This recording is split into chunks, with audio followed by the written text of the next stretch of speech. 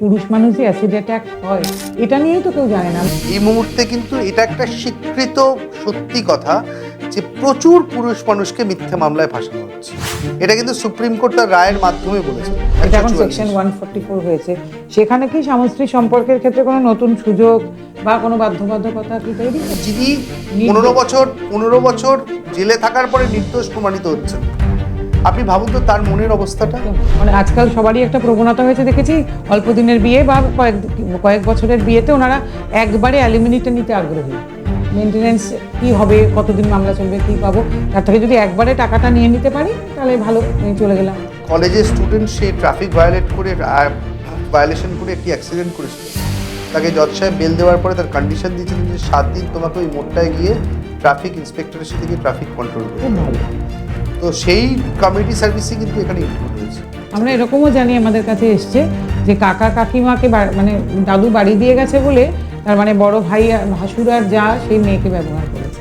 অন্যায়। মেয়েটা কি শিখছে বলুন তো আপনি আমাকে? বিবাহের নামে সহবাস, এই কথাটা একটা, আমি তো দেখেছি হাস্যকর, মানে 80% ক্ষেত্রে কিন্তু সম্পূর্ণটাই মিথ্যা। তাছাড়া কি আজকালকার ছেলে মেয়েদের মধ্যে তো এই শারীরিক সম্পর্ক ব্যাপারটা একটা নর্মাল ব্যাপার। হ্যাঁ। নমস্কার, অল বেঙ্গল মেন্স ফোরাম এবং বেঙ্গল হান্টের উদ্যোগে ওপেন মাইক মেন কি বাত, এই যে নতুন পডকাস্টটি শুরু হয়েছে, সিজন 1-এর আজকে দ্বিতীয় পর্ব। আজকে যে মানুষটিকে আপনাদের সামনে এনে আমরা হাজির করেছি, তিনি অত্যন্ত পরিচিত মুখ, মিডিয়ার তো বটেই, সমাজের কাছেও, এবং আইনজীবী মহলে তো তার সম্পর্কে কোনো কথাই বলা যাবে না। তিনি অনির্বাণ গুহ ঠাকুরতা। আপনারা তাকে প্রায় বিভিন্ন দুরূহ মামলায় রাজ্যের এবং দেশের দেখে থাকেন। তার বিভিন্ন মতামতও নেওয়া হয় টিভিতে। এবং তার সম্বন্ধে একটু ছোট করে বলে দিই, তিনি হেয়ার স্কুলে পড়াশোনা করেছেন, তারপরে বালিগঞ্জ গভর্নমেন্ট স্কুলেও পড়াশোনা করেছেন এবং জেএসএস কলেজ থেকে ল পাশ করেছেন। এর বাইরে আজকে তার যে কর্মক্ষেত্র, সেটা যেমন আলিপুর ডিস্ট্রিক্ট কোর্ট, হাইকোর্ট এবং সুপ্রিম কোর্টেও। তার বাইরে অনির্বাণ একজন আদ্যপান্ত ক্রিকেট প্রেমী মানুষ, ঘুরে বেড়াতে ভালোবাসেন এবং তার 2011 সালে তার প্রথম সাফল্য এমআরআই কেসে। এছাড়া পার্ক স্ট্রিট রেপ কেসের মতন দুরূহ মামলায় তিনি ছিলেন। তিনি আমাদের মাননীয় রাজ্যপালের দ্বারা একজন মানে স্পেশাল পাবলিক প্রসিকিউটর হিসেবে নিযুক্ত আছেন। তিনি নিজেকে আজও আইনের ছাত্র মনে করেন, কিন্তু তার থেকেও যেটা বড় কথা, আমাদের এই যে পুরুষ অধিকারের আন্দোলন, সেটার সঙ্গে কিন্তু অনির্বাণ একদম প্রথম দিন থেকে আছেন এবং আমাদের যে সমাজের সেরা পুরুষ হয়, তার প্রথম বছরের কিন্তু একজন সেরা পুরুষ অনির্বাণ গুহ ঠাকুরতা। যেটা মানে আমাদের কাছে একটা খুব পাওয়া, যে আমাদের অনেক ছেলেরা কিন্তু মানে তাদের বিভিন্ন অসুবিধে অনির্বাণের কাছে গিয়ে অনেক রিলিফ পেয়েছে। কারণ আমরা তো এই পডকাস্টটা যে করছি, সেটার কিন্তু একটি মাত্র উদ্দেশ্য যে আপামর বাংলা এবং ভারতবর্ষের পুরুষ মানুষকে জানানো এবং তাদের বিভিন্ন যে সমস্যা, সেটা থেকে তারা কি করে মুক্তি পেতে পারেন, এত বড় দাবি আমরা করতে পারবো না, কিন্তু খানিকটা রিলিফ পেতে পারেন, খানিকটা জানতে পারেন সেটা কি করে হতে পারে। এবং সেই জন্যেই আজকে অনির্বাণকে যে আমরা নিয়ে এসেছি, যে আজকে একটা বিরাট জিনিস যেটা আমরা এই কাজ করতে গিয়ে বুঝতে পারছি, যে আমরা এই যে আইপিসি এবং সিআরপিসি থেকে মানে শিফট করলাম বিএনএস এবং বিএনএসএসে, এটা কিন্তু খুব সব মানুষের কাছেই পরিষ্কার নয়। এবং সব মানুষ মানে সত্যিই সব মানুষ। তারা কখনো হতে পারেন মিডিয়া, কখনো হতে পারেন পুলিশ, কোনো কোনো ক্ষেত্রে অনেক লয়ার্সরাও, এবং হয়তো সেটা অনির্বাণ আমার থেকে অনেক ভালো বলতে পারবেন, হয়তো জাজেসরাও তাদের অসুবিধে হচ্ছে। আর সাধারণ মানুষের কথা তো ছেড়েই দিলাম, কারণ আমাদের অফিসে বহু মানুষ আছেন যারা আসেন এবং যারা সত্যিই কিচ্ছু এ ব্যাপারে জানেন না। আমি বহু জায়গায় মিশেও দেখছি যারা আজও অপলীলায় বলে যাচ্ছেন 498A-তেই কেস হয়েছে, কিন্তু ঘটনাটা তো তাই নয়। এবং আমাদের ব্যক্তিগতভাবে মনে হয় যে এটা নিয়ে অ্যাওয়ারনেস ভীষণ জরুরি। সে কলেজে কলেজেও হতে পারে, কর্পোরেটেও হতে পারে, মানে সাধারণ জনগণের কাছেও হতে পারে। এবং সেই কারণেই আজকে এই পর্বটা আমরা রেখেছি।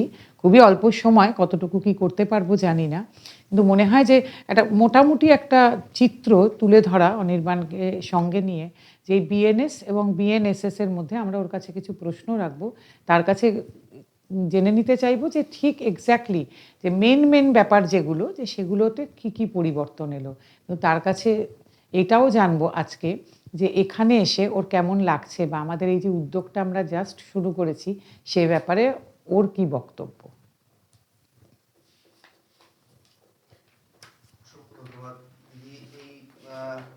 আপনার ইন্ট্রোডাকশনই অনেক কিছু বুঝিয়ে দিল এবং আমি কতটা আজকে আপ্লুত সেটা আমি বলে বোঝাতে পারবো না, কারণ আলটিমেটলি একটা পডকাস্ট হচ্ছে যে পডকাস্টের মাধ্যমে যে পার্টিকুলার ইস্যুসগুলো অ্যাড্রেস করতে চাই আমরা, আজকে হয়তো সেটাই আমরা বলতে পারবো বা বোঝাতে পারবো। আমি জানি না আমি কতটা সফল হব বোঝাতে, কারণ আমি নিজেও আপনাকে একদম অকপটে সত্যি কথা বলি যে আমরা নিজেও অনেক কিছু বুঝছি না এখনো।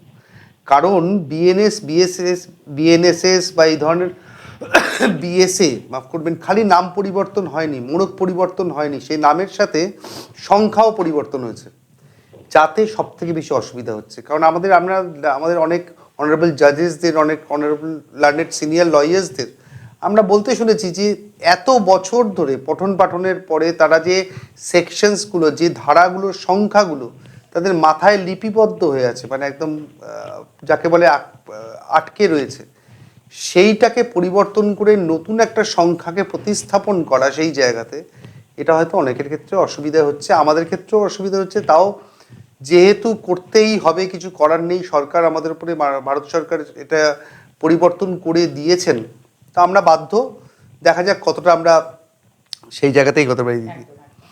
আমি প্রথম প্রশ্নে যাব, যেটা আমার মনে হয় যে এই ধরনের একটা জিজ্ঞাসাবাদের মধ্যে প্রথম হওয়া উচিত, যে সত্যি কি বিএনএস বা বিএনএসএস পুরুষ মানুষের জন্য কোনো নতুন সুরক্ষা আনলো, নাকি পুরনো আইনের শুধু নতুন নাম হলো? দেখুন দিদি, আমি আপনাকে অকপটে একটা সত্যি কথা বলি যে বিএনএসএস বা বিএসএ বা বিএসএস, বিএনএসএস সবকটা এই তিনটি আইন যে পরিবর্তন হয়েছে, পরিবর্তনের মধ্যে নতুন যে প্রচুর কিছু পাওনা বা পেয়েছি আমরা তা নয়, কিছু মোড়ক বদল হয়েছে, হ্যাঁ কিছু সংযোজন হয়েছে। যে সংযোজন হয়তো ওই সংখ্যাগুলোকে এক রেখে নামগুলো পরিবর্তন হয়েছে, আমাদের কোনো আপত্তি নেই। নিশ্চয়ই তো ভারতবর্ষ সরকারের নিজস্ব নাম থাকা উচিত, কেন ইংরেজ সরকারের নাম তারা ব্যবহার করবেন? কিন্তু সেই নামের সাথে যে সংখ্যাতত্ত্বে পরিবর্তন হলো, সেখানেই কিন্তু সবাই, সাধারণ মানুষ থেকে শুরু করে আমরা যারা আইনজীবী এবং যারা আইনের সাথে ওতপ্রোতভাবে যুক্ত, প্রত্যেকেই অসুবিধার ফেস করেছেন বা করছেন এখনো। তো নতুন কি হয়েছে? পুরুষ, আপনি যদি, আমি একদম ওই পুরুষ অধিকারের ক্ষেত্রে চলে যাই, তাহলে আগে ক্রুয়েলটি ওয়াজ নট ডিফাইন্ড। মানে আইপিসিতে ক্রুয়েলটি কিন্তু ডিফাইন্ড ছিল না, এখানে কিন্তু ক্রুয়েলটিকে একটা সংজ্ঞা দেওয়ার চেষ্টা করেছে। আপনি তো জানেন দিদি, মানসিক ক্রুয়েলটি বা মেন্টাল ক্রুয়েলটি তার কোনো সংজ্ঞা হয় না, তো সেইখানে একটা প্রয়াস আছে সংজ্ঞা দেওয়ার। প্রিলিমিনারি কোনো এফআইআর নেওয়ার আগে, আমাদের জাজমেন্টে আমরা পড়েছিলাম Lalita Kumari versus state of UP, supreme court বলেছিলেন যে কোনো এফআইআর নেওয়ার আগে পুলিশকে আগে একটা প্রিলিমিনারি এনকোয়ারি করতে হবে, সেটা এখন আইনের মধ্যে এসছে। তো সংযোজন ওটাই যে আগে যেটা জাজেসরা বলে দিচ্ছেন, অনারেবল সুপ্রিম কোর্ট বেশ কিছু রায়ের মাধ্যমে যেগুলোকে দিক নির্দেশ করেছেন, সেইগুলোকে হয়তো সংযোজিত হয়েছে। তো সেটা অবশ্যই এখন যেহেতু কোডিফাইড হয়েছে, আগে পুলিশ ইগনোরেন্স একটা কাজ করতো। পুলিশ ইগনোরেন্স মানে হচ্ছে আপনার সুপ্রিম কোর্টের জাজমেন্ট তারা হয়তো অনেকেই জানেনই না, আদালত অবধি যেতে হতো, তারপরে সেটার মূল্যায়ন হতো। কিন্তু এখন যেহেতু কোডিফাইড, পুলিশ জানতে বাধ্য এখন। আচ্ছা, বিএনএসএ যে ক্রুয়েলটির সংজ্ঞা আলাদা করা, সেটা কি পুরুষদের ফলস কেসের বিরুদ্ধে কিছুটা হলেও কি হেল্প করবে? কিছুটা হলেও নিষ্কৃতি আসবে অবশ্যই, কারণ যেহেতু সংজ্ঞা হয়ে গেছে একটা, বুঝতেই পারছেন একটা ফর্মুলায় ফেলার চেষ্টা করা হয়েছে, তো সেইটাকে। আর এই মুহূর্তে কিন্তু এটা একটা স্বীকৃত সত্যি কথা যে প্রচুর পুরুষ মানুষকে মিথ্যে মামলায় ফাঁসানো হচ্ছে, এটা কিন্তু সুপ্রিম কোর্ট তার রায়ের মাধ্যমে বলেছেন। এবং তাই জন্য আমার মনে হয় এখন এই লিবারেল অ্যাপ্রোচটার দরকার ছিল। আচ্ছা, আরেকটা খুব ইম্পর্টেন্ট কথা, যে বিএনএস কি তাহলে ইন্টেন্ট বেসড ক্রাইম থেকে ইম্প্যাক্ট বেসড ক্রাইমের দিকে এগোচ্ছে? অত্যন্ত ভালো প্রশ্ন দিদি, অবভিয়াসলি তাই আমার মনে হয়। দেখুন, আগে মব লিঞ্চিং একটা সাধারণ মৃত্যুর কেস, মানে সাধারণ একটা মার্ডার কেস হতো। মব লিঞ্চিংকে কিন্তু একটা নির্দিষ্ট ধারা দেওয়া এবং তাতে ক্যাপিটাল পানিশমেন্ট, যেখানে সারা পৃথিবী থেকে শুরু করে ভারতবর্ষ ক্যাপিটাল পানিশমেন্টকে ঘেন্না করছে, বা এক কথায় বলা যায় যে প্রচুর, আপনি দেখবেন প্রচুর আবেদন হয় সুপ্রিম কোর্টে ক্যাপিটাল পানিশমেন্টের বিরুদ্ধে, সেখানে একটা নতুন একটি আইনের মধ্যে ক্যাপিটাল পানিশমেন্টকে সংযোজন করা, নতুন একটি ধারার মধ্যে, এটা আমার মনে হয় অনেক সাহসের বহিঃপ্রকাশ, এবং এটাই ইম্প্যাক্ট বেসড, মানে কনসিকুয়েন্সেস বেসড আইন তৈরি করার চেষ্টা হয়েছে। আর এখানে তো সুযোগ ছিল, তাহলে 498A কে, যেটা এখন বিএনএসএ গিয়ে জামিনযোগ্য কেন হলো না? জামিনযোগ্য তো আছে, কিন্তু এটাকে তাহলে জেন্ডার নিউট্রাল করার কথা ওনারা কেন ভাবলেন না? আমরা তো অনেক এগিয়েছি, আমরা তো জানছি, যেখানে সুপ্রিম কোর্টও বলছেন, বিভিন্ন হাইকোর্টও বলছেন যে মিসইউজ হচ্ছে, তাহলে ওনারা এটাকে কেন জেন্ডার নিউট্রাল করার কথা দিদি ভাবলেন আমার না? মনে হয় এটা ডেফিনেটলি ইয়েস, কোনো একটা জায়গায় যেহেতু আমরা শহর কেন্দ্রিক মানুষ, আমরা শহরের পারিপার্শ্বিক পরিস্থিতি দেখতে পাই এবং শহর কেন্দ্রিকে বলতে আপত্তি নেই, কিছুটা ক্ষেত্রে হলেও শহর কেন্দ্রিকই প্র্যাকটিস করি আমরা। অবশ্যই গ্রামেরও প্রচুর মামলা করি আমরা, কিন্তু শহর কেন্দ্রিক প্র্যাকটিসটাই প্রাধান্য পায়। তো সেক্ষেত্রে আমরা দেখেছি যে এই মিথ্যা মামলার হয়তো ঝোঁক বেশি। আইনকে তো ব্যবহার করতে হয় শিল্ড হিসেবে, সোর্ড হিসেবে নয়, কিন্তু আনফর্চুনেটলি এই যেগুলো ম্যাট্রিমোনিয়াল আইন, যেগুলোতে ম্যাট্রিমোনিয়াল ডিসকর্ড থেকে যে আইনগুলোর জন্ম আর কি, যেগুলো থেকে বিধান আছে, তাতে কিন্তু আমরা দেখেছি যে বহু ক্ষেত্রে আইনকে ভদ্রমহিলারা সোর্ড হিসেবে ব্যবহার করছেন, শিল্ড হিসেবে, নিজে থেকে প্রোটেকশনের জন্য নয়, বরঞ্চ অন্যকে তার পার্টনারকে ক্ষতি করার জন্য। তো সেক্ষেত্রে কিন্তু লিবারাল অ্যাপ্রোচের দরকার ছিল বলে আমার ধারণা। এবং আমার কেমন যেন মনে হয় যে এই জায়গাতে যেহেতু রুরাল এরিয়াস আমাদের ভারতবর্ষে বেশি, তার আভ্যন্তরীণ বা তার পারিপার্শ্বিক ওই পারিপার্শ্বিক চিন্তাধারা থেকে কিন্তু এটাকে এরকমই রাখা হয়েছে। কিন্তু আমি খুব আশাবাদী যে এটা নিশ্চয়ই ভবিষ্যতে খুব তাড়াতাড়ি আর কি নিশ্চয়ই এরকম জেন্ডার নিউট্রাল একটা আইন আসবে।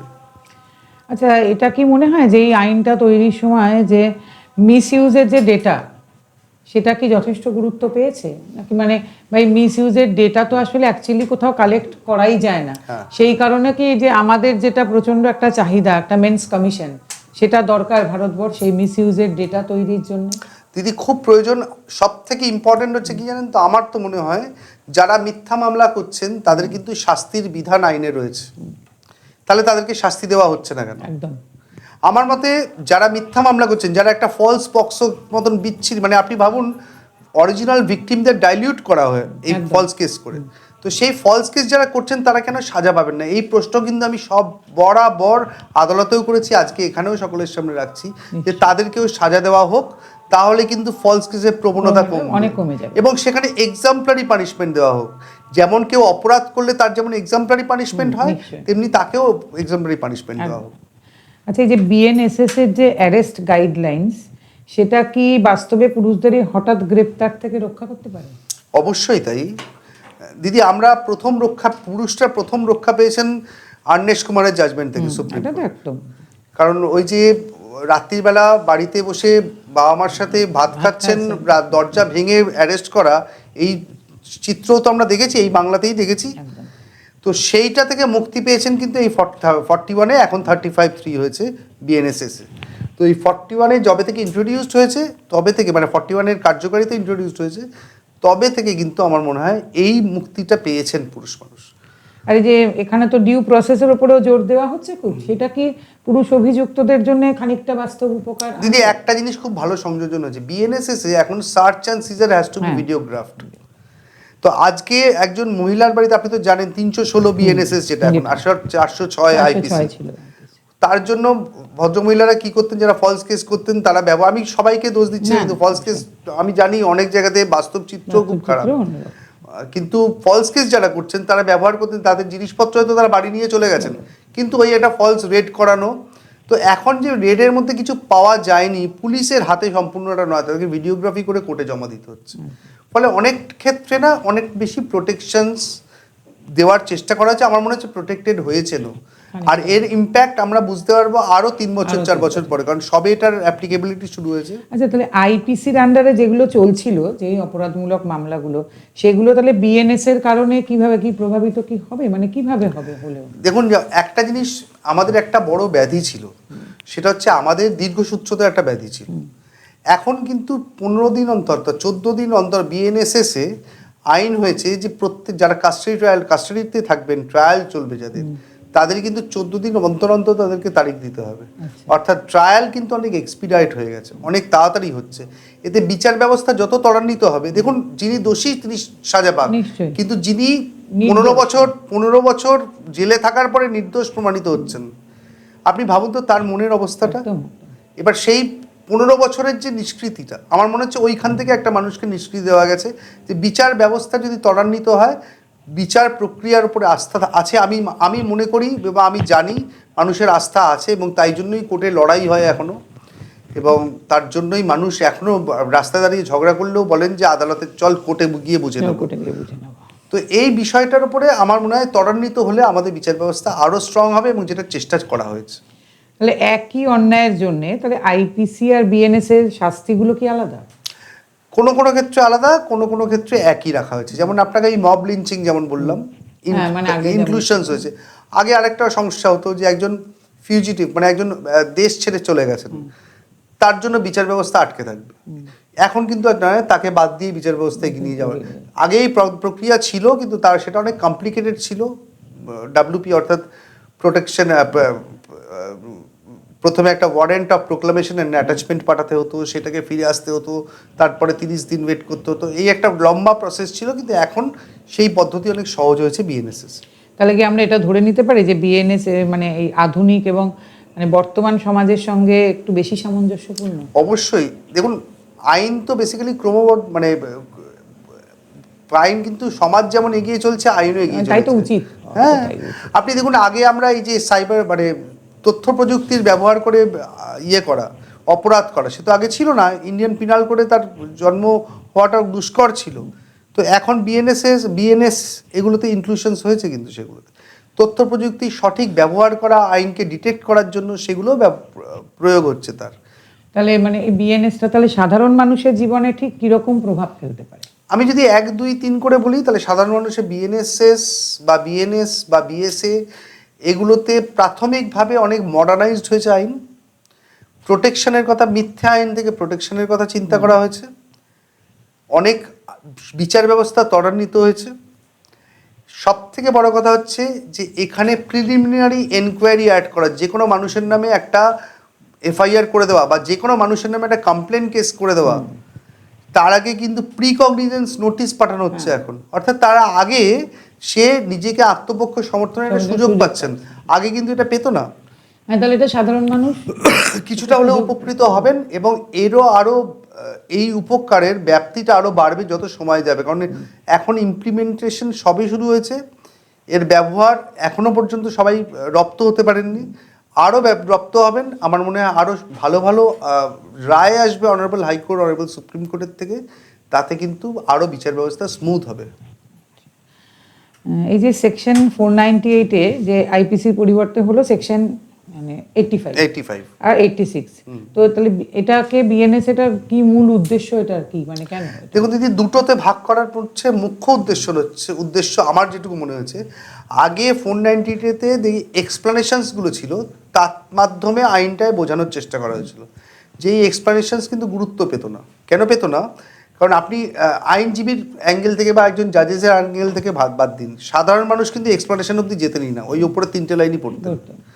এখন একটা ধারার ওই 3টে লাইন যে কতটাই গুরুত্ব পেয়েছে, তাই জন্য এটি পরের সেকশনেই ওনারা ওই 3টে লাইনের মাধ্যমে যে এক্সপ্লানেশন ছিল সেটাকেই বোঝানোর চেষ্টা করেছেন। অর্থাৎ গুরুত্ব যদি ওই সেকশনটা প্রত্যেকের মাথাতে তো এই সেকশনটা ঢুকে যায়। যেমন আমরা 420 এখন একটা বাজে কথা হয়ে গেছে, আসলে 420 তো একটা চিটিংয়ের সেকশন, চিটিংয়ের পানিশমেন্ট। তো সেটা তুই 420 করিস না, মানে হচ্ছে যে ওই সংখ্যাটা মানুষের মাথায় ঢুকে গেছে। তো এখানেও কিন্তু ওই সংখ্যাটা আলাদা করে আমার মনে হয় সবাই যাতে সহজভাবে বুঝতে পারেন ক্রুয়েলটি কাকে বলে বা কোনটা করলে 490 হয়, সেটা বোঝানোর জন্যই করা হয়েছে। মানে তাহলে ক্রুয়েলটির সংজ্ঞাটাকে ওনারা এই কারণে আলাদা রাখতে চেয়েছেন। তাহলে এটার এক্স্যাক্টলি প্রভাবটা কি পড়বে দিদি? মানে শুধু 86 কেউ করতে পারে কি না, 85 করতে হবে, 86 এ এক্সপ্লানেশনটা আছে। মানে আপনাকে একসঙ্গে করতে হবে। হ্যাঁ, মানে দুটোকে একসাথে নিয়েই চলতে হবে। 86 এর যে ডেফিনেশনস রয়েছে, সেই ডেফিনেশনসের মাধ্যমে কিন্তু 85-এ কখন একটা মানুষ সাজা পেতে পারেন বা কোনটা 85 অ্যাট্রাক্ট করছে সেটা বোঝানোর চেষ্টা করেছে 86।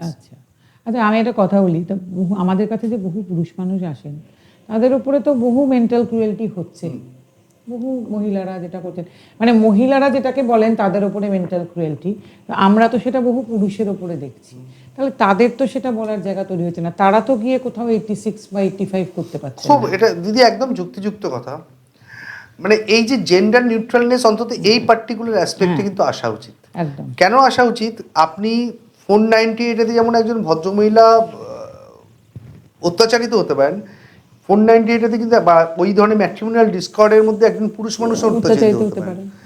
অদ্ভুতভাবে তার জন্য কোনো রিলিফ নেই, কিন্তু তার রিলিফ আপনি 316 মানে 406 আইপিসি হয়তো করতে পারেন, কিন্তু আপনি ডিরেক্টলি 498 বা cruelty to wife, cruelty to husband বলে কোনো আইন নেই। আচ্ছা, আরেকটা কথা বলি তাহলে, এইগুলোর মধ্যে যে শাশুড়ি অনেক সময় অত্যাচারিত হন, ননদ হতে পারেন, তাহলে তারাও তো এগুলো করতে পারেন। সেখানে জিনিসটাকে যখনই আমি বধূ নির্যাতনে ফেলে দিচ্ছি কথাটা বাংলায় যদি, তাহলে তো সেখানে শাশুড়ি ননদের জায়গা থাকছে না। দিদি এইখানে আমরা একটা কাজ করি, এখন কাজ করা শুরু করেছি, সেটা যে শাশুড়ি যখন অত্যাচারিত হন আমরা তাকে দিয়েও একটা ডোমেস্টিক ভায়োলেন্স। হ্যাঁ, মানে এটা তো আমাকে কিন্তু অনেক, মানে যেটা আমার বলা উচিত এখানে, মানে অনেক মহিলা থানার ওসিরা কিন্তু আমাকে এটা বলেছেন যে নন্দিনীদি ওনারা শাশুড়িরা কেন করেন না ডোমেস্টিক ভায়োলেন্স। কিন্তু এই 498 বাংলাটা আমরা যখনই বধূ নির্যাতন করে ফেললাম তখন তো জিনিসটা একটু অন্যরকম হয়ে গেল। ওই বধূ নির্যাতনের নির্যাতন থাকুক না, খালি মহিলা নির্যাতন হতে পারে, তাহলে তো আমার মনে হয় যে শাশুড়ি বা ননদ, অনেক সময় তো অনেক ঠাকুমাও আমাদের কাছে আসছেন, কোনো কাকিমাও হতে পারেন, মাসিও হতে পারেন, এরকম নির্যাতিত তো হন, এবং অনেক মাও তো মেয়েদের দ্বারা নির্যাতিত হচ্ছেন, এরকমও আমাদের কাছে এসেছেন। তাহলে সবারই, তাহলে এটাকে বধূর মধ্যে বেঁধে ফেলাটা আমার মনে হয় আমাদের ঠিক নয়, এটা আমার ব্যক্তিগতভাবে মনে হয়। আচ্ছা, বিএনএসএ এই ফাইন ব্যাপারটা কি এখন বাধ্যতামূলক অংশ হিসেবে বিবেচিত? অনেকটা, কিন্তু ফাইনের সাথে আবার কমিউনিটি সার্ভিস অ্যাড হয়েছে, পানিশমেন্টের মধ্যে একটা নতুন জিনিস সংযোজন হয়েছে। কমিউনিটি সার্ভিস মানে এখন বলছে, যেমন একটি ট্রাফিক ভায়োলেশন করলে বলছে যে তুমি যাও 4 ঘন্টা গিয়ে ট্রাফিক মেনটেন করো। এটা তো বিদেশের মতন আর কি, যে রাস্তায় কিছু ফেললে তোমাকে রাস্তা পরিষ্কার করতে হবে। এটা কিন্তু একদম ভালো, আমাদের মতো ভালো, কিন্তু আমাদের সেটা মেনটেন করা যাবে কিনা এই নিয়ে আমি খুব চিন্তিত। এই কমিউনিটি সার্ভিস অ্যাড করাটা, এটাতে আমি বাহবা দিচ্ছি এবং আমি একে সাধুবাদ জানাই, কারণ মানুষ অনেক সময় বুঝতে পারেন না, ওই সামান্য কিছু টাকা ফাইন দিয়ে তারা ভাবেন যে আমরা নিষ্কৃতি পেয়ে গেলাম। কিন্তু আমার মতো উল্টোটা হওয়া উচিত। বিদেশে তো এটা শুনেছি যে কিছু ফেললে ওটা তুলে 4 দিন 5 দিন তারপর আবার পরীক্ষা দিতে যেতে হয়, শুনেছি। ওটা কিন্তু অনেক বেশি, এটা অত্যন্ত ইম্পর্টেন্ট। আমরা একবার একটা মামলা করেছিলাম বহুদিন, আমার মনে পড়ে, তখন বিএনএসএস এগুলো আসেইনি। একটি কলেজের স্টুডেন্ট, সে ট্রাফিক ভায়োলেশন করে একটি অ্যাক্সিডেন্ট করেছিল। তাকে জজ সাহেব বেল দেওয়ার পরে তার কন্ডিশন দিয়েছিলেন যে 7 দিন তোমাকে ওই মোড়টায় গিয়ে ট্রাফিক ইন্সপেক্টরের সাথে গিয়ে ট্রাফিক কন্ট্রোল করতে হবে। ভালো, তো সেই কমিউনিটি সার্ভিসই কিন্তু এখানে ইনক্লুড হয়েছে। আচ্ছা, মানে বিএনএসএ যে ক্রুয়েলটির এখন যে পানিশমেন্ট, সেটা কি আইপিসির তুলনায় বেশি কঠোর নাকি আগে ছিল? একই রকমের মনে হয় আমার, কিন্তু আমার মনে হয় ওই যেটা মুখ্য উদ্দেশ্য ছিল বলে আমার ধারণা, সেটা হচ্ছে যে কিছুটা হলেও ফলস কেসকে কন্ট্রোল করা। সেটা আমার মনে হয় এই ক্রুয়েলটি ডেফিনেশন করে এবং প্রিলিমিনারি এনকোয়ারিকে অ্যাড করে বা প্রিকগনিজেন্স হিয়ারিংকে অ্যাড করে সেটা কিছুটা সম্ভব হয়েছে। আর বিএনএসএস এই যে অ্যারেস্ট, ইনভেস্টিগেশন, বেল, এগুলোর জন্য যে মানে হাজবেন্ড এবং তাদের যে ফ্যামিলি, তাদের জন্য কি কোনো প্রসিডিওরে কি কোনো নির্দিষ্ট পরিবর্তন এসেছে? দিদি একটা জিনিস তো পরিবর্তন, যেটা আমি বলছিলাম যে ভিডিওগ্রাফি করার এইটা একটা বড় পরিবর্তন বলে মনে করি আমি। কারণ এখন আর কারুরই একনায়কতন্ত্র, মনোপলি চলবে না আর কি। মানে পুলিশ অফিসারও যদি মনে করেন ওই পেনটা, আমি সবার ক্ষেত্রে বলছি না, কিছু কিছু পুলিশ অফিসার তো এরকম হয়েছে, আমরা ফেস করেছি, যে উনি বলেন যে পেনটা আমি যেদিকে ঘোরাবো সেই দিকেই চলবে আইন। তো সেইটা আমার মনে হয় কিছুটা রেস্ট্রিক্টেড হয়েছে। এখন জাজেসরা ওই ভিডিওগ্রাফি দেখছেন, ভিডিওগ্রাফি দেখে তারপরে মতামত, মানে এটা আমাদের দর্শকদেরও আর কি, সেটা যদি ওনারা তো এটা ভয় পান ভীষণ যে সবসময় এটা হবে না, আজকে এটা হতে হবে, এটা আপনাদেরও আমার মনে হয় জানা উচিত যে আজকাল এগুলো, আমি না বারবার এই জন্য সবাইকে, আমাদের অফিসেও সবাইকে বলি যে আপনারা না বিএনএসএস এগুলো একটু ডাউনলোড করুন, করে একটু পড়াশোনা করুন, করলে কিন্তু আপনারা অনেক কিছু জানতে পারবেন, কিন্তু ওনারা এগুলোতে আগ্রহী নন। না আমি তো বলেছিলাম যে কোনো একটা আলোচনা সভাতেই এরকম আলোচনা হচ্ছিল, সেখানে বলেছিলাম যে পাঠ্য পুস্তকের মধ্যে কিছুটা হলে বেসিক আইন দেওয়া উচিত। এই যেগুলো জানা, যে ভিডিওগ্রাফিটা এখন ইনক্লুডেড হয়েছে, এগুলো মানে বহু ভালো পুলিশ অফিসারকেও আমরা পাচ্ছি, নাহলে এই কাজটা করতে পারতাম না। যে কিন্তু তারা সবাই যে চাইলেও এটা করতে পারেন, ওনারা তো ভয়ই অস্থির, দিদি গেলে এটা বলবে ওটা বলবে, কিন্তু সেটা আপনারা যদি নিজেরা একটু জানেন তাহলে আমার মনে হয় ব্যাপারটা অনেক বেশি সহজ হয়। এবং তাতে কি হবে, অনেক মানে ওনাদের নিজেদের কর্মপদ্ধতি এগিয়ে যেতে এবং পুলিশ অফিসারদেরও একটা হেল্প হবে যে উনি জানেন এই ব্যাপারটা এবং এইভাবেই হবে, এরকম আমার মনে হয়। আর এই মানে বিএনএসএস এর ক্ষেত্রে মেইনটেনেন্সের যে প্রভিশনস, যেটা এখন সেকশন 144 হয়েছে, সেখানে কি স্বামী স্ত্রী সম্পর্কের ক্ষেত্রে কোনো নতুন সুযোগ বা কোনো বাধ্যবাধকতা কি তৈরি হয়েছে? দেখো অ্যাজ সাচ কিছু চেঞ্জ হয়নি খুব অনেস্টলি, কিন্তু 144 মানে 125 সিআরপিসি যেটা ছিল, এখন তো 144 বিএনএসএস হয়েছে। ওই পদ্ধতিগত কোনো পরিবর্তন নেই, কিন্তু আবার বলছি ওই রজনীশ ভার্সেস স্নেহা আমাদেরকে অনেকটা আলোকপাত করেছেন, ফলস কেস থেকে কিছুটা হলেও নিষ্কৃতি দিয়েছে। এই যে affidavit of assets and liability এখন বাধ্যতামূলক, এর মাধ্যমে মানুষ অনেকটা উপকৃত হয়েছেন। আচ্ছা, এইখানে আমার একটা প্রশ্ন আছে যে আমাদের কাছে বহু ছেলেরা তো আসছেন মেনটেনেন্সের কেস, সেই ক্ষেত্রে তারা অনেক ক্ষেত্রেই বলেন তাদের ওয়াইফরা মেনটেনেন্স চাইছেন কিন্তু আইটিআর জমা দেন না। কিন্তু আমার সামান্য ক্ষুদ্র বুদ্ধিতে আমি যেটুকু বুঝেছি যে যিনি মেনটেনেন্স চাইছেন আইটিআর তাকে আগে জমা দিতেই হবে। কিন্তু বেশিরভাগ ক্ষেত্রে ওনারা বলেন, আমি আবার তেমনি সব লয়ারকেও বলছি না, কারণ আপনাদের মতো লয়ারও আছেন যাদের হেল্প না থাকলে আমরা এখানে আসতে পারতাম না, বলছেন ওনাদের লয়াররা বলেন যে ওনার ওয়াইফ জমা দেবেন না বা দেননি। কিন্তু এটা তো এর বিধান কিন্তু রজনীশ ভার্সেস স্নেহা ভালো করে পড়লে সেখানেই আছে। এখানে পরিষ্কার বলা রয়েছে যে যদি এফিডেভিট অফ অ্যাসেটস অ্যান্ড লায়াবিলিটির মধ্যে কোনো খুঁত থাকে তাহলে আমরা লিভ টু ইন্টারোগেটরিজ ফাইল করতে পারি। লিভ টু ইন্টারোগেটরিজ মানে প্রশ্নমালা তৈরি করা এবং প্রশ্নমালা তৈরি করে আদালতে জমা দেওয়া যে এই প্রশ্নগুলোর উত্তর দিতে উনি বাধ্য, তারপরেই কিন্তু হিয়ারিং হবে মামলার। এটা যেমন করতে পারি, উনি যদি কোনো কিছু মিথ্যাচার করেন বা এই যে আপনি সাপ্রেশন অফ ফ্যাক্ট, মানে মিথ্যাচার তো দুভাবে হয়, suppression of fact and suggestive false বা গিভিং ফলস সাজেশন, এই দুটোই পদ্ধতি, এই দুটোকেই কিন্তু নিবারণ করা যায় 340 সিআরপিসি করে। সেটার পদ্ধতিও কিন্তু রজনীশ ভার্সেস স্নেহাতেই লেখা রয়েছে। তো এইগুলোর অ্যাপ্লিকেবিলিটি যেই বেড়ে যাবে তখনই দেখবেন।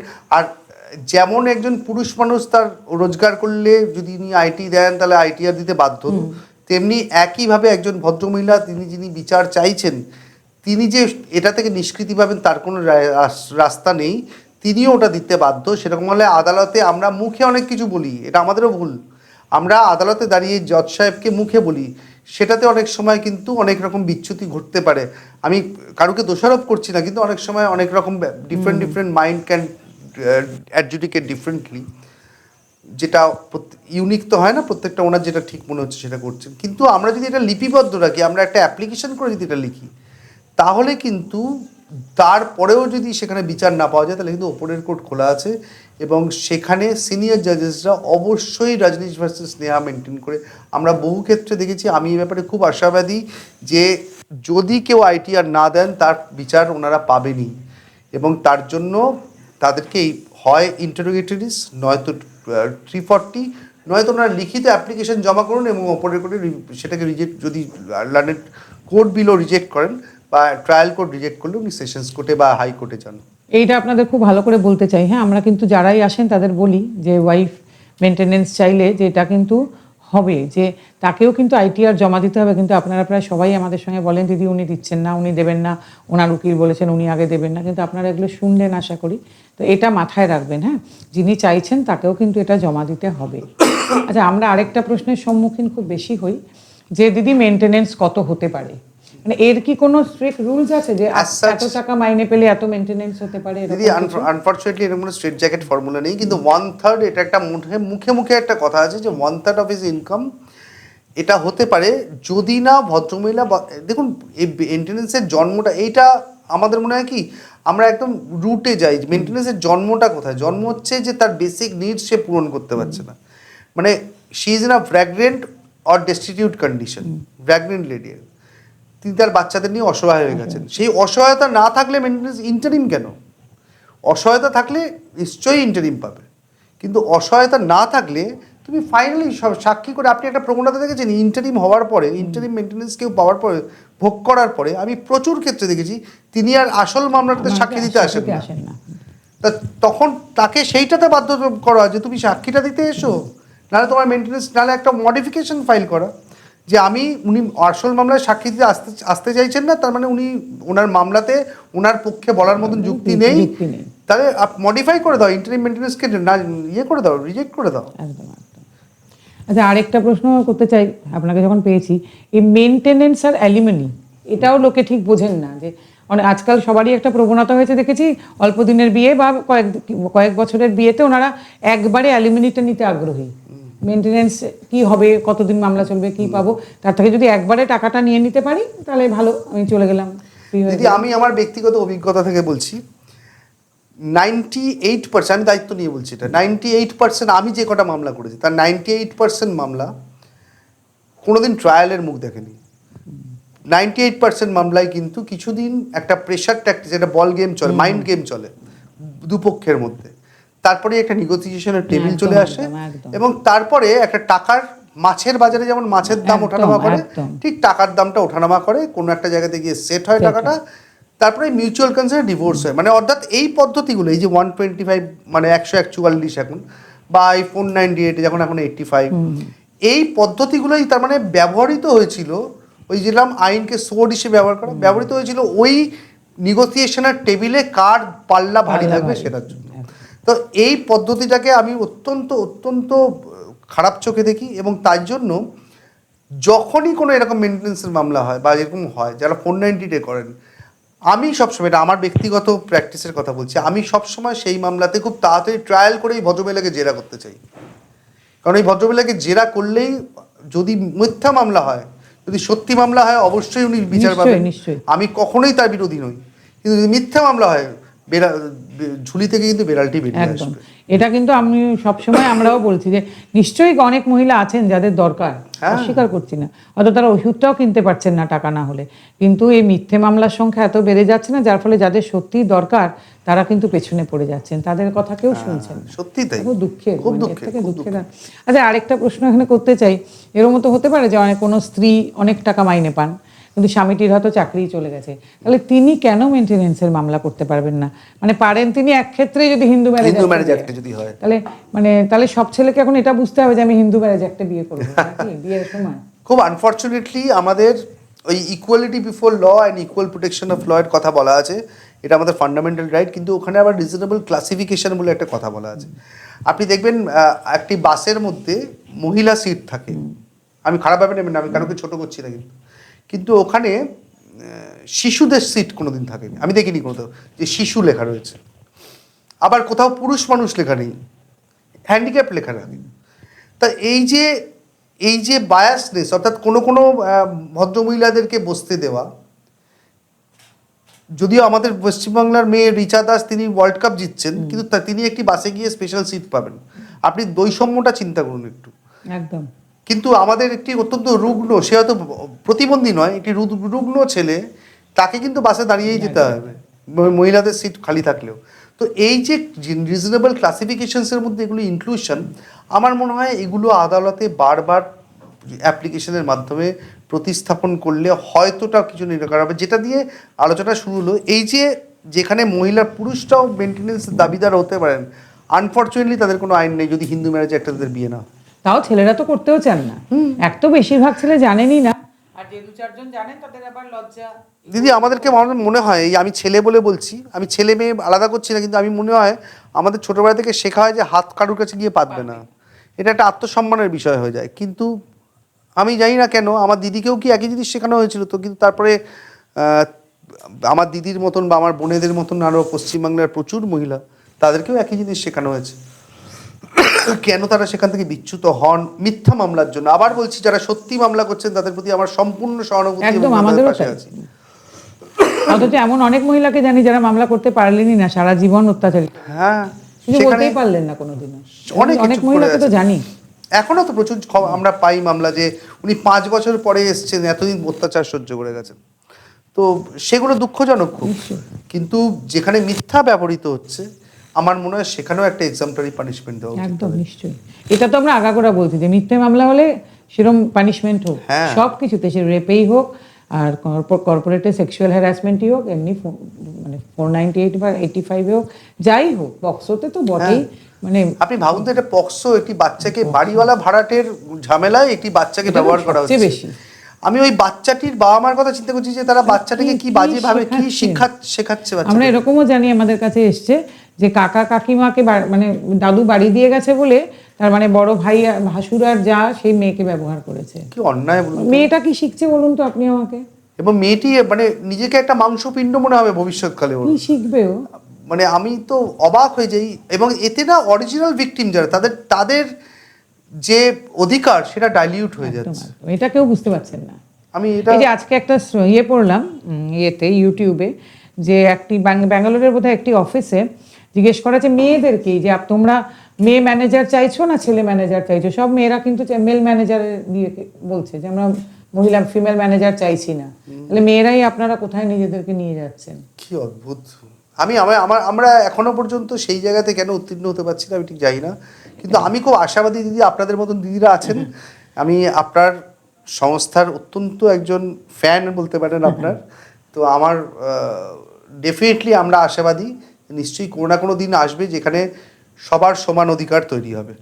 হ্যাঁ, আচ্ছা আরেকটা কথা জিজ্ঞেস করি, যে বিএনএস এবং বিএনএসএস এর মামলায় যে ভিকটিম প্রোটেকশন আর মানে প্রসিডিউরাল সেফগার্ডস, এটা কি আগের থেকে এখন স্পষ্টভাবে ভিন্ন হয়েছে? দিদি একই রকম আছে, কিন্তু আগে কোডিফাইড ছিল না, এখন কোডিফাইড হয়েছে, সংযোজন হয়েছে অ্যাসিড অ্যাটাকের। হ্যাঁ, তো এইগুলোতে কম্পেনসেশনের বিষয়টা এগুলো কিন্তু সংযোজিত হয়েছে এবং এগুলোর ইমপ্লিমেন্টেশনও এই যে অ্যাসিড অ্যাটাকের কথা বলি, পুরুষ মানুষ যে অ্যাসিড অ্যাটাক হয় এটা নিয়েই তো কেউ জানে না। আমি যখন পুরুষ মানুষ তো সবাই আকাশ থেকে পড়েন, যে কি বলছেন আপনি, ডেফিনেটলি পুরুষ মানুষ তো ভিকটিম হতে পারে না অ্যাসিড অ্যাটাকের, কেন হতে পারে না? 37% প্রিসাইজলি ভারতবর্ষে। তো যাই হোক, সেটা তো বেশিরভাগ লোক জানেনই না, আসলে আমাদের অজ্ঞানতাটাও এত বেশি।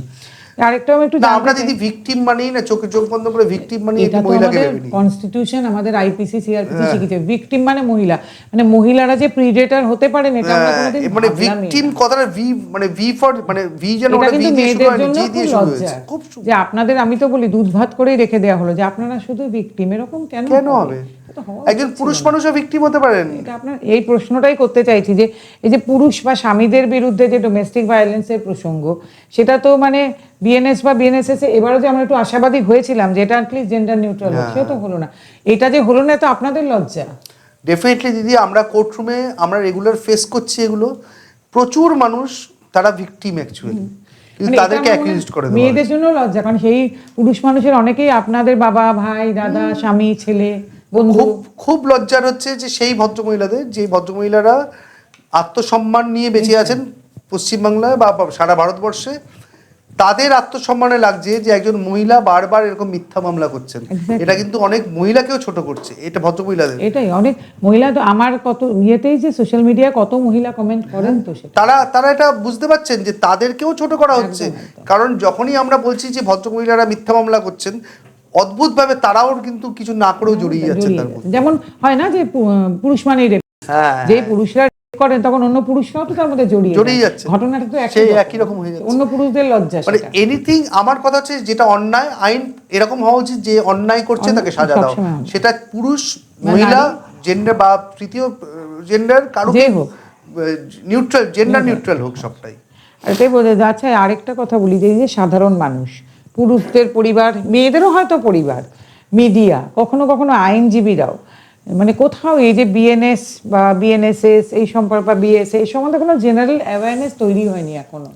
অর্থে আমি কথা বলি তো কেউ জানেনই না, মানে আর বিশেষ করে আমাদের ইয়াং জেনারেশনের মধ্যে কিন্তু এ নিয়ে কোনো সচেতনতা নেই। তো মনে হয় না যে এটার একটা ভীষণ জরুরি, যে কলেজে কলেজে এ নিয়ে ওয়ার্কশপ হওয়া উচিত, ইউনিভার্সিটিতে হওয়া উচিত, কর্পোরেটে হওয়া উচিত, আমার মনে হয় না যে, এবং এগুলো তো খুব বেসিক নিড বলে আমার মনে হয়। দিদি এটাতে আমার একটা খুব কথা বলতে ইচ্ছে করছে, মানে আমাদের জার্নিটা না বি থেকে ডি অবধি, বার্থ টু ডেথ, মাঝখানে একটা সি আছে, ওই সিটা হচ্ছে চয়েস। এবার এই চয়েসটা আপনি দেখুন, আমাদের কেন জানি না আমাদের এই চয়েস এখন ফেসবুক, ইনস্টাগ্রাম এগুলোতে, ইউটিউব এগুলোতে বেশি। আমরা কখনই, ঠিক আছে সেই মাধ্যমগুলোকে ব্যবহার করেও তো আজকে এই যে আপনার আজকে পডকাস্ট, আমার মনে হয় আমি খুব আশাবাদী যে অন্তত 10টা মানুষ হলেও উপকৃত হবে। তো তাতে যদি উপকৃত হন, সেই প্রচেষ্টাটা বারবার করা উচিত। দিদি আপনার এই প্রচেষ্টাকে আমি এই জন্যই সাধুবাদ জানাচ্ছি যে আপনি কিন্তু আজকের মাধ্যমে, আজকের ভাষায়, মানে আজকের মাধ্যমে, তাতেও কিন্তু একটা প্রচার, এই সঠিক জিনিস প্রচার করা। হ্যাঁ, কারণ আমি যখন এই পডকাস্টের কথাটা বললাম, আমাকে এরকম অনেকে বলেছিলেন যে এটা যদি, মানে আমি যেহেতু পুরুষ মানুষের জন্যই পডকাস্টটা করতে চেয়েছি, তো এরকম প্রস্তাবও পেয়েছিলাম আমি যদি সেলিব্রিটি পুরুষ মানুষ নিয়ে আসি, যা সেলিব্রিটি আপনারাও, কিন্তু মানে আক্ষরিক অর্থে এন্টারটেনমেন্ট বলতে বললাম। কিন্তু আমি এই কাজ করতে এসে বুঝেছি আপামর পুরুষ মানুষ বাংলা এবং ভারতবর্ষের যারা বিশেষ করে অসুবিধার মধ্যে দিয়ে যাচ্ছেন, তাদের কাছে কিন্তু সবচাইতে বেশি জরুরি হচ্ছে লিগ্যাল কথাবার্তা। লিগাল হেল্প এবং লিগাল অ্যাওয়ারনেস, তারা কিন্তু, কারণ এটা তাদের বেসিক নিড, যারা বিশেষ করে অসুবিধার মধ্যে আছেন তারা এগুলো জানতে চান। তা মানে মানুষের যেরকম বেসিক নিড না, রুটি কাপড়া আর মকান, এগুলো হয়ে যাওয়ার পর মানুষ এন্টারটেনমেন্টে যায়, গান বাজনা করে, কবিতা লেখে, সাহিত্য সংস্কৃতি, খেলাধুলা, যতক্ষণ এগুলো না মিটছে তাতে ওগুলোতে নজর থাকে না। তেমনি আমি এতদিন কাজ করে বুঝেছি যে আমাদের কাছে এত নির্যাতিত পরিবার আসেন, এত অসুবিধায় পড়ে থাকা পরিবার, তাদের কাছে না এগুলো নিয়ে পডকাস্ট করতে গিয়ে আমার কোনো লাভ নেই। ঠিক ঠিক। আমি আজকে কোনো সুপারস্টারকেও নিয়ে আসতে পারি, গায়ককেও আনতে পারি, সব করতে পারি, কিন্তু তাতে না আমার কোনো লাভ হবে না। কারণ আমি যাদের জন্য করতে চাই, আমরা তো এটাই করতে চেয়েছি সবসময়, পুরুষ মানুষ এবং তাদের পরিবার, তাদের কাছে আজকে আপনাদেরকে আনলে আমরা যেই জিনিসটা দিতে পারবো, এনাদেরকে আমি কাউকে ছোট না করেই বলতে চাই, তাদেরকে না আমরা সেই প্রার্থিত জায়গাটায় পৌঁছতে পারবো না। আমি জানি আজকে আপনি যখন এই কথাগুলো বলছেন আরো কতগুলো মানুষ শুনছে বা উপকৃত হচ্ছে, তো আমার তো সেইটা থাকা উচিত যে আমি যেই কাজটা করি সেই জেনারেল অ্যাওয়ারনেস। না, আমি ওই জন্য আপনার প্রচেষ্টাকে অত্যন্ত সাধুবাদ জানাই। আমি জানি আমার হয়তো আরো আইনজীবীরা এখানে আসবেন, তো আমিও এটা বারবার দেখছি যে জেনারেল অ্যাওয়ারনেস বলে কিচ্ছু নেই, অথচ সেই ছেলেরা কেউ বড় আইটিতে আছে, কেউ বড় চার্টার্ড অ্যাকাউন্টেন্ট, কেউ ডাক্তার, কেউ ইঞ্জিনিয়ার, বড় বড় কাজ, চাকরি বাকরি করেন, বড় বড় মানে কলেজে পড়ান, সায়েন্টিস্ট, কিন্তু বেসিক অ্যাওয়ারনেসটা আমাদের কনস্টিটিউশন, আমাদের এই এখন বিএনএস চেঞ্জ যে হয়েছে, আগে যে আইপিসি সিআরপিসি ছিল তাও জানে না। এটা খুব লজ্জা হয় এবং আমার খুব দুঃখ হয়। আমি বাবা মাদেরকেও তাদের বলি যে আপনারা তো নিজেরাও কিছু জানেন না, এই প্রজন্মকেও কিছু শেখালেন না। আলটিমেটলি তাই, এবং সেই অজ্ঞানতাটাই কিন্তু আলটিমেটলি কাল এবং এই অজ্ঞানতা থেকে কিন্তু তাদের পুলিশকে এতখানি ভয় পাওয়া, কোর্টের নাম শুনলে তারা ভয় পান, লয়ারদের কাছে তারা ভয় পান। আমি তো এরকম শুনেছি যে ডায়েরি করতে যেতে ভয় পান। এবং আমি ব্যক্তিগতভাবে মনে করি যে আমরা যখন ছোট ছিলাম না, আমাদের সবার না একজন হাউস ফিজিশিয়ান থাকতেন, কিছু একটা হলে, জ্বর হলে, ডায়রিয়া হলে, শরীর মিনিমাম একটা শরীর খারাপ হলে যেতাম। আজকাল তো সবেরই স্পেশালিস্ট হয়েছেন, তো আমাদেরও কিন্তু সবার ছিল, তেমনি সবার না একটা হাউস লয়ার থাকা উচিত। তিনি যেরকম হয়তো সিভিলেরই থাকুন, কিন্তু তিনি অ্যাটলিস্ট বলে দিতে পারবেন কার কাছে যেতে হবে। সবার, আমার মনে হয় বিদেশে কিন্তু সবার আছে, বিদেশে তো অবশ্যই, এবং এদেশেও যারা মোটামুটি একটু মানে কি বলবো বড় ব্যবসায়ী ফ্যামিলি বা বড় কিছু করেন, তাদের হয়তো সবার আছে। কারণ একজন হাউস লয়ার থাকা খুব সবার দরকার আমার মনে হয়। সেটা যদি আপনাদের একটা মান্থলি পয়সা দিয়েও রাখতে হয়, সেটা মনে হয় জরুরি। একদম, যে দুটো পেশা, আমি সবসময় দুটো পেশাকেই বলি যে এইটাকে ব্যবহার করতে যেও না, যতটা এড়িয়ে যাওয়া যায় ভালো। সেটা হচ্ছে একটা হচ্ছে হসপিটাল আর কোর্ট। হসপিটাল মানে ডাক্তারবাবুরা, আমরা সুস্থ থাকবো এটাই আমাদের প্রার্থনা সবসময়, কিন্তু আলটিমেটলি আমাদেরকে যেতেই হয় ডাক্তারবাবুর কাছে। তেমনি এখন আদালতও এমন রকম হয়ে গেছে যে উপায় না থাকলেও আপনার দেওয়ালে পিঠ থেকে যাচ্ছে, এবং তাতে সমস্যাটা এমন হয়ে গেছে। আর বিশেষ করে এই ম্যাট্রিমোনিয়াল লজ মানুষকে জর্জরিত করে দিচ্ছে। আমি তো অনেককে জানি, একজন তো ভদ্রলোক একটা আইটি কোম্পানির খুব বড় ইঞ্জিনিয়ার ছিলেন, তিনি সব ছেড়ে ছুড়ে এবং সাধু হয়ে গেছেন। হ্যাঁ, মানে আমার কথা, ওনারা ভয় কেন পাচ্ছেন, যেটা আমরা জানি না সেটাতেই তো আমাদের ভয় না, তো ভয় এই কারণে পাচ্ছেন। যদি আমার এই ব্যাপারটা একটু জানা থাকে তাহলে আর ভয় পায় না। আমার সবাইকে একটা মানে আজকে এর মাধ্যমে আমি বলতে চাই যে আপনারা না সবাই চেনাশোনা হোক বা যা হোক, একজন লয়ারকে অন্তত মানে এমন রাখুন যে যার সঙ্গে আপনি রেগুলার পরামর্শ করতে পারবেন, যে অন্তত কিছুটা জানা রইল, যে কিছু একটা হলে তাকে একটা ফোন করতে পারেন, এবং একজন চেনাশোনা লয়ারের সঙ্গে আপনারা সবাই যোগাযোগে থাকবেন। আরেকটা বলতে চাই যে এই যে ফলস কেসে আমাদের কেন আলাদা করে পানিশমেন্ট, এটা কেন বিএনএস বা বিএনএসএস আনতে পারলো না? আছে তো, ফলস কেসে পানিশমেন্ট আছে, আমাদের ইন্ডিয়ান পিনাল কোডেও ছিল 211। হ্যাঁ, কিন্তু মানে ওটা তো একটু অন্যরকম। আমাদের কিন্তু ডাইরেক্টলি ফলস কেস করলে, মানে আমাদের অনেক ছেলেরা এসে কেস জেতার পরে বলে দিদি একটা করতে চাই, কিন্তু ওটাও তো একটা লম্বা। কিন্তু এখানে যেমন আজকে একটা রেপ, তার জন্য একটা পানিশমেন্ট আছে, কিন্তু একটা ফলস রেপ একটা পুরুষ মানুষের জন্য তো একটা রেপ হওয়ার থেকে কিছু খারাপ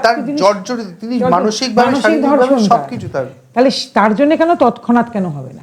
ডেফিনেটলি আপনি একদম সঠিক যুক্তিযুক্ত কথা, এবং এটার অবশ্যই প্রতিকার থাকা উচিত। কিন্তু আমি দেখেছি, আমি মোস্ট প্রবাবলি খবরের কাগজে পড়েছিলাম, উত্তর দিনাজপুরের একজন জজ সাহেব, তিনি একটি ফলস কেস করাতে একজন ভদ্রমহিলাকে কিন্তু হেভি কম্পেনসেশন এবং অনাদায়ে জেল করেছেন, এবং এখন কিছুটা কয়েকটা দেখছিলাম হচ্ছে। কিন্তু আমার মনে হয় এটা না আমাদের এর মধ্যে থাকা উচিত যে যে কেউ একটা ফলস কেস করবেন সঙ্গে সঙ্গে, আমাদের এখানে এই ধরনের জিনিসে পুরুষ মানুষের তো কেস করার জায়গা খুব কম, তাই না? তো কাজেই আমার মনে হয় ফলস, আর এটা হলে না যেমন এই প্রবণতাটাও অনেকটা কমে আসে, খুব কমে আসে। এবং ফলস কেসের যদি এই যেমন একটি যেখানে আপনার লাভ রিলেশনশিপ ম্যাচিওর করছে না, ভবিষ্যতে গিয়ে অ্যাক্ট অফ ভেঞ্জেন্সে একটা ফলস রেপ কেস দিয়ে দিচ্ছে, বিবাহের নামে সহবাস। এটা তো মানে একটা সাংঘাতিক বড় একটা সমাজের ব্যাধি হয়ে দেখা দিয়েছে। আপনি ভাবুন তো 5-6 বছর একসাথে তারা সময় কাটালেন, এদিক ওদিক একা সব জায়গাতে তারা একসাথে নিজেদের মানে অ্যাজ ইফ ম্যারিড কাপল তারা ঘুরে বেড়ালেন, ঠিক সময় তার মধ্যে একটা বিভেদ সৃষ্টি হলো, সঙ্গে সঙ্গে একটা কেস করে দিলেন এবং সেই ভদ্রলোককে হাজতবাস হয়ে যাচ্ছে।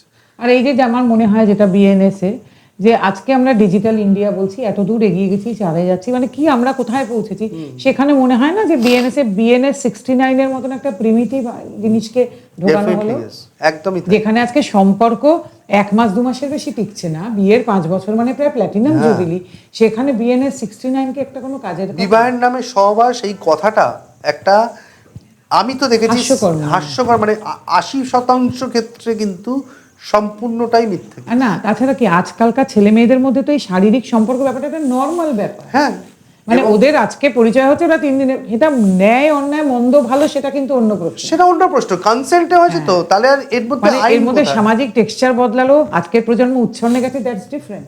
কিন্তু এটা তো হচ্ছে, এটা তো আমাকে জানতে হবে যে আজকে এটা হয়, এটা আমাদের সময় হতো না, আজকে হয়, সেটা অন্য। কিন্তু তাই জন্য আমি কি করে বিএনএস 69 আনতে পারি, এটাই তো আমি ভেরি রিগ্রেসিভ একটা ব্যাপার ধারা। এবং সবথেকে কথা 69 এর আজ অব্দি আমি জানি না কটা কনভিকশন হবে, 69 এর কনভিকশন হওয়ার মতন মেটেরিয়াল নেই। মানে এইটাই আমার মনে হয় খুব লজ্জার মনে হয়। এবং আজকে আমাদের ইন্ডিয়াকে আমরা বলছি না ডেভেলপড কান্ট্রি একটা, আমরা এত অর্থনীতিতে এগিয়ে যাচ্ছি, সেখানে এরকম একটা আইন, এটাই তো ভীষণ লজ্জা, খুব দুঃখজনক। এবং সেখানে আজকাল পুরুষ মানুষরা, বিশেষ করে পুরুষ মানুষদের কথা বলছি দিদি, আমি এরকম প্রচুর জনকে দেখেছি, তারা প্রেম করতেও ভয় পায়। হ্যাঁ, মানে বিয়ে তো দূরস্থান, বিয়েতে তো প্রেম করতেও ভয় পায়, প্রেম করতে তার মানে। এবং আমি না অনেক কর্পোরেটে যাই যে লেকচার দিতে, ওই পশের ওপরে ওরা বলে দিদি মেয়ে এমপ্লয়ীদের সঙ্গে কথা বলতে ভয় লাগে, তা আমরাও চাকরি করেছি তো ওই এরকম তো সিচুয়েশন। তাহলে দিদি আজকে আপনি ভাবুন তো মেয়েরা কতটা এক ঘরে হয়ে যাচ্ছে, মেয়েরা এটা বুঝতে পারছেন না। হ্যাঁ, এই যে মিথ্যা মামলাগুলো, আমার মনে হয় সব থেকে বেশি প্রতিবাদ করা উচিত মেয়েদের, কারণ তারা একটা সুস্থ প্রেম থেকে বঞ্চিত হচ্ছেন, সুস্থ সম্পর্ক থেকে বঞ্চিত হচ্ছেন, একটা বন্ধুত্ব থেকে সম্পর্কিত হচ্ছেন। কর্পোরেটেও মেয়েদের চাকরিতে নিতে ভয় পাচ্ছেন, কে কখন বসের নামে কি দিয়ে দেবেন, সবাই ভয় পাচ্ছেন, সবাই ভয়। এবং এই ভয়টা অদ্ভুতভাবে এই মিথ্যা মামলার জন্য তৈরি হয়েছে।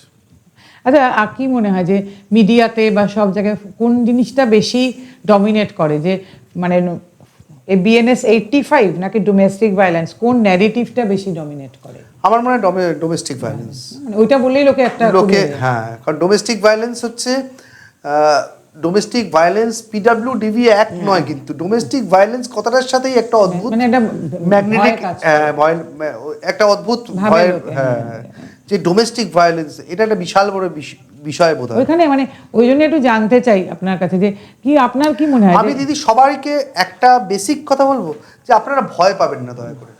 আপনারা ভয় পেয়ে পেয়ে আজকে দেওয়ালে পিঠ থেকে যাচ্ছেন। আমি তো সবসময় আপনারা শুরু করুন প্রতিবাদ থেকে, এবং সুস্থ প্রতিবাদ করার আপনার অধিকার আছে, এবং এটা আপনার দায়িত্বের মধ্যেও পড়ে। কথাটা শুনতে অবাক লাগছে, কিন্তু এটা আপনার দায়িত্বের মধ্যেও পড়ে, কারণ আপনার থেকে কিন্তু ওই বাচ্চা শিশু ছেলেটি আপনার, সেও শিখছে আপনার কাছ থেকে। ভবিষ্যৎ প্রজন্মকে কি ভালো করার দায়িত্ব কিন্তু আপনার, আমাদের সকলের। একদম।